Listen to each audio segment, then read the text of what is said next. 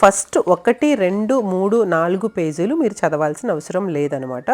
And ఇక్కడ ముందుగా వైభవలక్ష్మి 5వ పేజీలో వైభవలక్ష్మి పూజా సంకల్పం అని ఉంటుంది. ఈ బుక్ నేను స్పెసిఫిక్గా పెడుతున్నాను, ఈ బుక్ని మీరు తీసేసుకోండి. ఫస్ట్ అయితే మనం భూశుద్ధి చేస్తామన్నమాట. ఉత్తిష్టంతు భూత పిశాచ ఏతే భూమి భారక ఏతేషేం అవరోధేన బ్రహ్మకర్మ సమారభే అని అక్షతలు వాసన చూసి ఎడమ వైపు చల్లేసేయాలన్నమాట.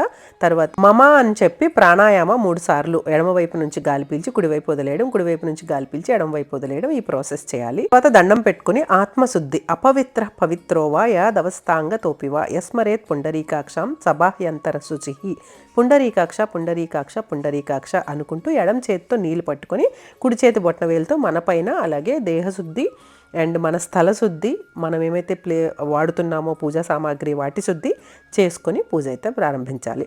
అప్పుడు ఫస్ట్ మనం ఆచమనం చేసుకోవాలి. ఇలా చేసుకున్న తర్వాత మన శుద్ధి అయిపోయింది, దేహ శుద్ధి అయిపోయింది.